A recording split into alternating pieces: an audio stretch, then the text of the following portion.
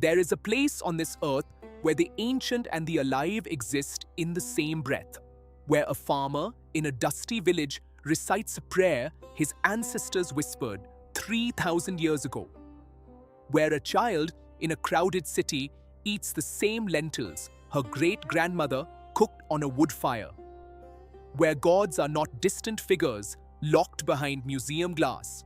They are present, celebrated, argued with, and loved. That place is India, and no single video, no single book, no single lifetime is enough to fully understand it. But today, we try. Because India is not just a country. It is a civilization that refused to die.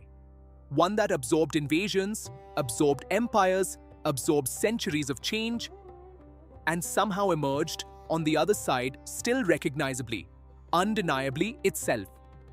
Let's start with the geography, because the scale of India alone is staggering. India is the 7th largest country in the world by area. It is home to over 1.4 billion people, the most populous nation on earth, and it is the largest democracy in human history. Think about what that means for a moment.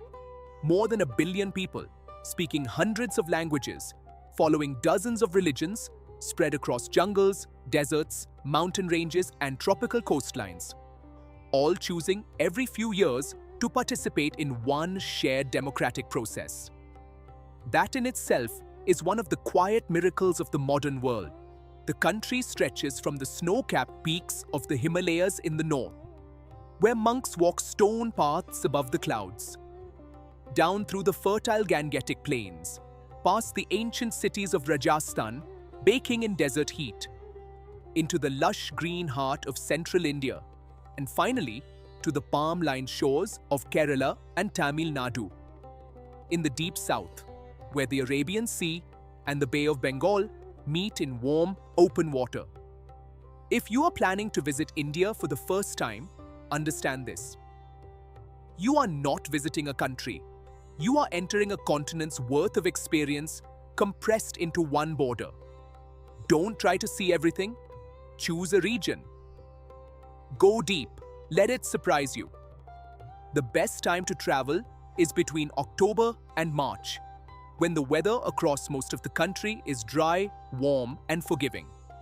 The monsoon transforms the landscape between June and September. A beautiful but logistically challenging time to travel, except in Ladakh in the far north, where those months offer clear mountain skies and the most breathtaking road journeys on the planet. Here is something that stops most outsiders in their tracks. India has over 19,500 recorded mother tongues. Not dialects, mother tongues. Languages that children grow up hearing before they ever set foot in a school. There are 415 living languages actively spoken across the country and 23 officially recognized by the Constitution. Hindi is the most widely spoken, used by roughly 41% of the population, concentrated largely in the north.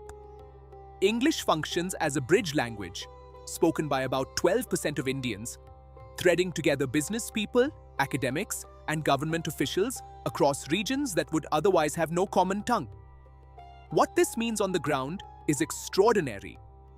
Cross a state border in India, and you may find that not just the accent, but the entire alphabet has changed. The food changes, the music changes, the festivals change. India is not one culture wearing many masks. It is genuinely structurally plural, a civilization built from difference. If language is the skeleton of Indian culture, religion is its heartbeat.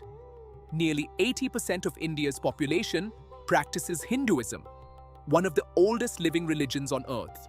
A tradition with no single founder, no single holy book, no single creed, but an extraordinary richness of philosophy, mythology, ritual, and devotion that has been evolving for over 4,000 years. Islam is practiced by 14% of the population, making India home to one of the largest Muslim communities in the world. Christianity, Sikhism, Buddhism, and Jainism each have deep roots here as well.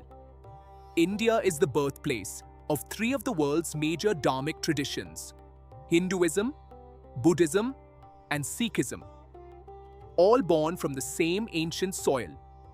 What strikes visitors most is not the number of religions, but how they coexist. In the same neighborhood, you will hear the call to prayer from a mosque, the bell of a Hindu temple, and the hymns of a Sikh Gurdwara. This is not a postcard image. It is the actual texture of daily life in tens of thousands of Indian towns. Fasting is one of the most universal expressions of faith across all of India's traditions. To fast is not simply to go without food.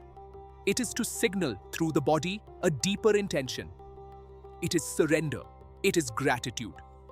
It is the physical act of saying, there are things more important than my own comfort. Different communities fast on different days, for different deities, for different reasons.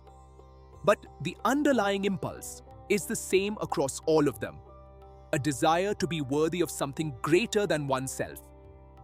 Before there was a state, before there were cities, there was the family. And in India, the family is still the primary unit of meaning. The joint family system, where multiple generations share a home, a kitchen, and a common purpose, remains deeply embedded in Indian life, particularly in rural areas and smaller towns. Grandparents, parents, children, and sometimes extended relatives, all living under one roof, sharing income, sharing meals, sharing the weight of life's difficulties together. At the center of this structure is the Karta, the elder, male or female, whose role is not just to make decisions, but to hold the family together, to be the spine when others are bending. This is not a system of dominance. It is a system of responsibility, a recognition that someone must carry the burden of the whole so that the whole can survive. Modern India is changing. Urbanization, economic migration, and the rise of the nuclear family are reshaping household structures across the country. But even in the most modern Indian apartment, you will often find the old logic still operating. The weekly call to parents, the money sent home, the unspoken obligation that says, we do not leave each other behind. To understand Indian dress is to understand that clothing here has never been purely functional. It is communication. It is devotion. It is identity. The sari, a single unstitched length of fabric, draped into elegance through nothing more than technique and tradition, is perhaps the most recognizable garment in the world. It began as a Hindu tradition, but has long since transcended religion and region. Women across faiths wear it. It is worn to weddings and to temples, to offices and to funerals. In its simplicity, it is perfect. No needle required. Just fabric, body, and centuries of knowledge passed from mother to daughter.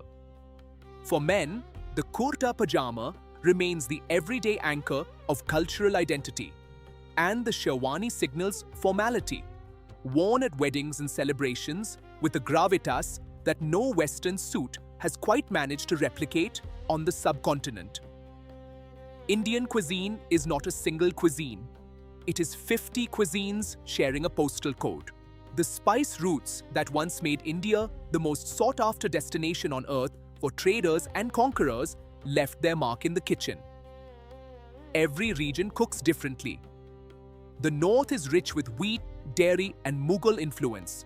Slow-cooked meats, layered biryanis, cream-heavy gravies. The south leans toward rice, coconut, tamarind, and fermented batters. Gujarat and Rajasthan honor vegetarianism with an inventiveness that makes meat feel almost unnecessary. Bengal brings mustard and fish and a dessert culture that borders on devotion. And across all of it, the spices. Not just for heat, but for healing. Indian cooking and Indian medicine grew from the same root. Turmeric is not just a flavor, it is medicine. Cardamom is not just a fragrance, it is care. Every grandmother's kitchen in India is also, quietly, a pharmacy. Dance as prayer. In Hindu tradition, the gods themselves invented dance. And when you watch a trained classical Indian dancer perform, the precise geometry of the hands, the language of the eyes, the stories of creation and destruction told through movement, you begin to understand why. Indian classical dance is not entertainment. It is theology expressed through the body. Every gesture carries meaning. Every expression narrates a scripture. Bharatanatyam, Kathak, Odissi, Kuchipudi. Each form is a distinct visual language, developed over centuries, carrying within it an entire worldview. What India really is. At its deepest level, India is a question that has been asked for 4,000 years and never fully answered. How do we live together, despite everything that divides us? The answer India has offered, imperfect, evolving, sometimes contradictory, is a civilization built on plurality, on the idea that difference is not a problem to be solved, but a reality to be honored. The customs and traditions we've explored today are not relics. They are living practices, passed between generations, not because anyone mandated it, but because people found in them something true, something worth keeping. India endures because it remembers, and what it remembers, it never lets go.